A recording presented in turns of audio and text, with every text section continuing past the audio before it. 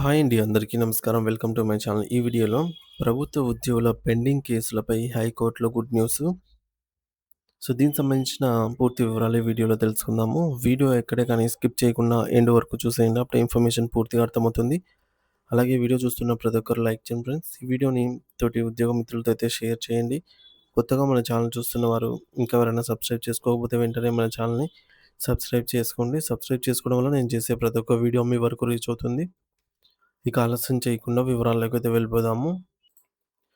Friends, ఇక విషయానికొచ్చినట్టయితే ఆంధ్రప్రదేశ్ రాష్ట్ర ప్రభుత్వ ఉద్యోగుల భవిష్యత్తుకు మరియు వారి హక్కులకు సంబంధించి ఒక అత్యంత కీలకమైన మరియు సంచలన వార్త గత కొద్ది రోజులుగా రాష్ట్ర వ్యాప్తంగా పెద్ద ఎత్తున చర్చనీయాంశంగా మారింది. సుదీర్ఘకాలంగా పెండింగ్‌లో ఉన్న క్రమశిక్షణ విచారణల వల్ల వేలాది మంది ఉద్యోగులు తమ కెరియర్‌లో ఎంతో నష్టపోతున్నారు. ఇది వారి వ్యక్తిగత జీవితాలపై కూడా తీవ్ర ప్రభావం చూపుతోంది. ఏళ్ల తరబడి విచారణలు సాగదీయడం వల్ల అర్హత ఉన్నప్పటికీ వేలాది మంది ఉద్యోగులకు పదోన్నతులు రాకపోవడం, మరికొందరికి పదవీ విరమణ చేసిన తర్వాత అందాల్సిన రిటైర్మెంట్ బెనిఫిట్స్ అందక ఆర్థికంగా మరియు మానసికంగా ఆందోళనలతో తీవ్రంగా ఇబ్బందులు పడుతున్నారు. ఈ సున్నితమైన అంశంపై గౌరవ ఆంధ్రప్రదేశ్ హైకోర్టు జోక్యం చేసుకొని రాష్ట్ర ప్రభుత్వానికి కళ్ళు చెదిరేలాగా సంచలన ఆదేశాలను జారీ చేసింది. అసలు రాష్ట్ర వ్యాప్తంగా ఎన్ని కేసులు పెండింగ్‌లో ఉన్నాయి? ఈ జాప్యానికి గల కారణం ఏమిటి? మరియు హైకోర్టు విధించిన కఠినమైన డెడ్‌లైన్ ఏమిటి? అనే పూర్తి వివరాలను మనము తెలుసుకునే ప్రయత్నం చేద్దాము.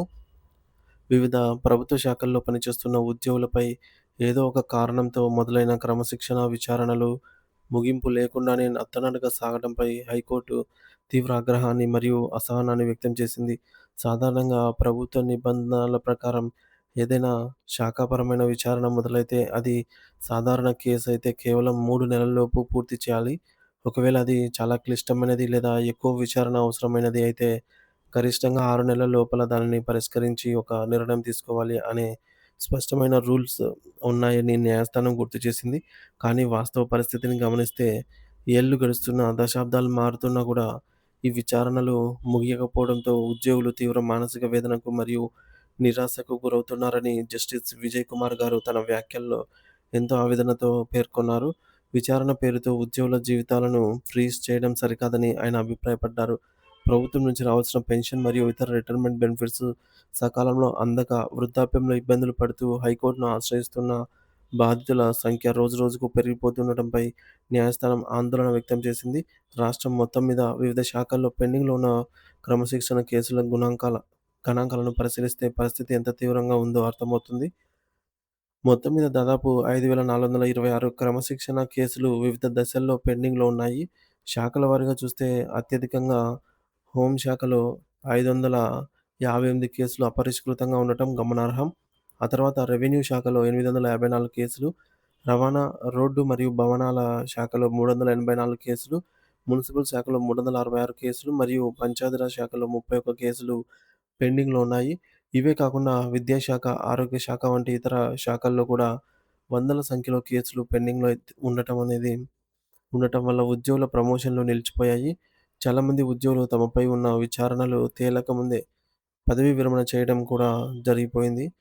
కోర్టు గతంలో ఇచ్చిన ఉత్తర్వులను కూడా ప్రభుత్వం సక్రమంగా అమలు చేయకపోవడం వల్ల ఉద్యోగంలో ఉండగానే రావాల్సిన గౌరవ మరియు రిటైర్ అయిన తర్వాత రావాల్సిన ఆర్థిక భరోసా లేక ఉద్యోగులు దిక్కుతోచని స్థితిలో అయితే ఉన్నారు. ఇలా విచారణలు తేల్చకుండా సంవత్సరాల తరబడి సాగదీయడం వల్ల నిజాయితీగా, అంకిత భావంతో పనిచేసిన ఉద్యోగుల నైతిక ధైర్యం, కరేజ్ అనేది దెబ్బతింటుందనేది కోర్టు చాలా స్పష్టంగా చెప్పింది. తప్పు చేసిన వారికి శిక్ష పడాలి. కానీ విచారణ పేరుతో అమాయకులను వేధించడం లేదా నిర్ణయం తీసుకోకుండా కాలయాపన చేయడం వ్యవస్థకే మంచిది కాదని కోర్టు అభిప్రాయపడింది.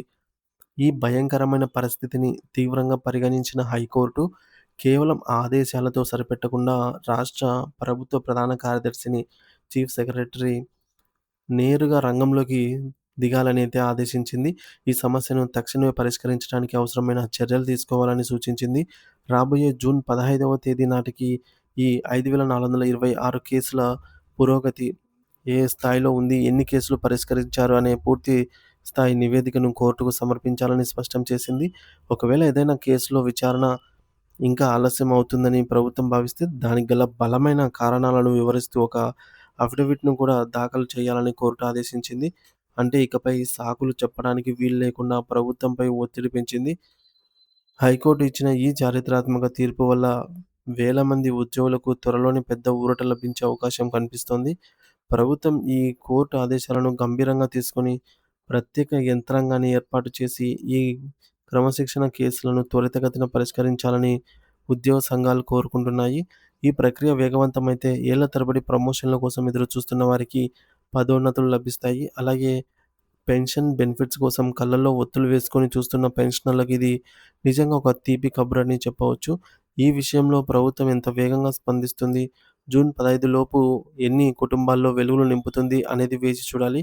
ఈ అంశంపై మీ వ్యక్తిగత అభిప్రాయం ఏమిటి? ప్రభుత్వం ఏ చర్యలు తీసుకుంటే బాగుంటుందని మీరు అనుకుంటున్నారు? తప్పకుండా మీ అమూల్యమైన అభిప్రాయాన్ని కామెంట్ సెక్షన్‌లో అయితే తెలియజేయండి.